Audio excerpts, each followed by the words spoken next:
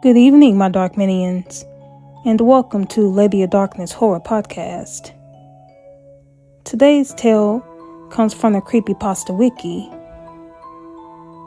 In this dark tale, sometimes innocent isn't as always what it appears to be, and one little girl is faced with the ultimate real terror. So without further ado, my dark minions, let's dive right in, shall we?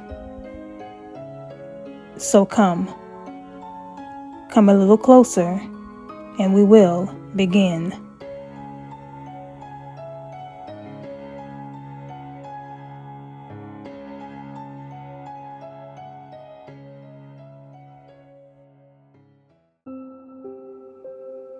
Audrey Parvis was turning 10 this year. May 8th was on a Saturday, and it was Saturday afternoon. Audrey, being a terrible person on dropping hints, her mother brought her to the 99-cent stores, letting her choose her own birthday present. Now, just look around and let me know if you see anything. I'll be looking at novels over there, her mother had told her. A knick-knack here, a curio there. It was a quaint little shop. Audrey didn't know what to get. There were so many things to choose from. She'd just about settled on a stuffed rabbit toy when she saw it in the window display. A beautiful old Victorian doll with brown hair and brown eyes, with a red dress with blue trim. "Oh, she's so pretty," she said, in awe of the beauty of the doll. She happily skipped to her mother and brandished the doll. Miss Parvis raised the doll up like Audrey did. "Wow, something like this in a simple 99-cent store? You can buy it, dearie." She handed it back to Audrey, who ran to the old cashier. "I'd like to buy this doll, please, sir," she asked politely. The old man squinted at the doll and said, "Oh no, you wouldn't want that doll." Confused, she asked, "What?" "Of course I want this doll." He just shook his head and said, "Well, all right, but..." His next words were mumbled under his breath. She took the doll off the counter and held onto it as Miss Parvis paid for a few books. On the way home, she couldn't stop looking at the doll. Such ornate features, done with perfect accuracy. Such a beautiful doll needed a name. Molly! Her name is Molly. She hugged the doll tight on the way home. Upon even closer inspection after arriving home, she noticed a flaw. Molly had an extra finger on her right hand. Audrey pinned this as weird, but nothing is perfect. After playing with the doll for their entire day, it was bedtime at 9 o'clock. The doll was porcelain, so she left Molly on the living room table to play with after breakfast. Her mother kissed her goodnight and walked down the stairs to her bedroom. Audrey had lovely dreams, her playing with a living Molly in a meadow and dreams such as that. Then she awoke, hearing clocking, tiny but adorable clocking footsteps. They grew in volume, sounding like they were getting closer to Audrey's room. Then there was high-pitched mumbling. Audrey stopped whimpering and listened closely. "Molly's on the first step. Molly's on the second step. Molly's on the third step." Refusing to take any more, Audrey yelled out, "Mommy! Mommy! Come quick!" The tiny footsteps pattered away as Miss Parvis rushed to her daughter's room. What? What? "Mommy, I heard footsteps and I think it was Molly." Her mother sighed, unhappy at being woken up at 11:15 at night. She took Audrey and turned on the light in the living room. Molly hadn't moved an inch from her position. Audrey unhappily went back to bed as her mother left to rest. She managed to get 30 minutes of rest before the sing-song, chanting, and clocking returned. The chanting continued past 3. Molly's on the 4th step.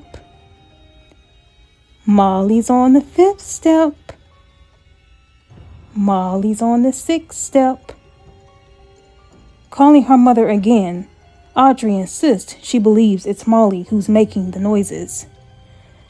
Another checkup on Molly reveals no change. Audrey Veronica Parvis, I really am getting tired of this act. Molly is a doll. She can't walk, she can't talk, and there's nothing to be scared of. Audrey looked uneasily at Molly. The longer she stared, the more Molly's expression looked malicious. I have to work overtime tomorrow, and you have daycare, so please sleep and forget about Molly. She'll seem less scary during the day. All right, Mommy. She solemnly climbs the stairs to her room and lies in bed. She manages to get some sleep when the clocking and chanting come back. It exceeds the 6th step and continued. There were only 12 steps to her room. Molly's on the 7th step. Molly's on the 8th step. Molly's on the 9th. Mommy! She couldn't help yelling out. Her mother didn't respond.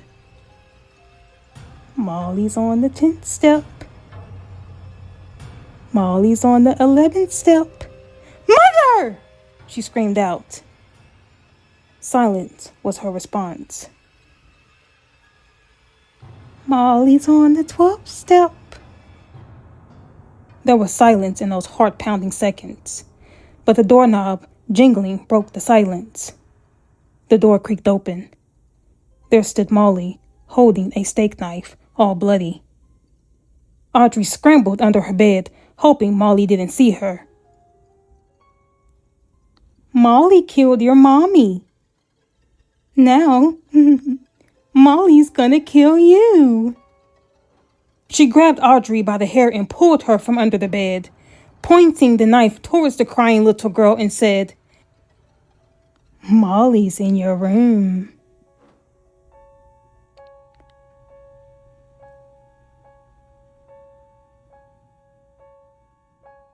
On the corner of Cedar Boulevard and 24th Avenue, Molly is still in the window display in a 99-cent store, still run by the same old man. She's waiting for another victim to fall for her charms. She now has 8 fingers on her hand.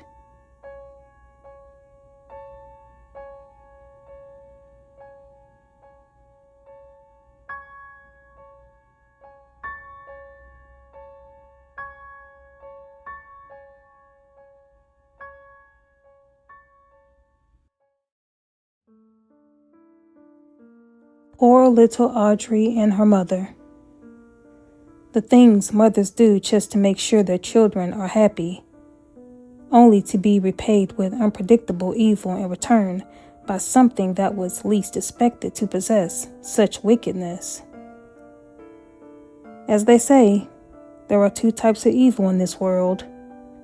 The people who see evil being done and say nothing about it, and the ones who are committing the evil. I would say that the little old man at the shop was the root of this evil. Cheeky little bugger. If you enjoyed that tale, leave me a comment below. To those of you who are new to my dark universe, welcome. Feel free to have a look around, and remember to hit that like and subscribe button before you leave, so you never miss a new story. To those of you who's been here before, welcome back. Unfortunately, it looks like I am out of time with you this evening. Until next time, sweet dreams.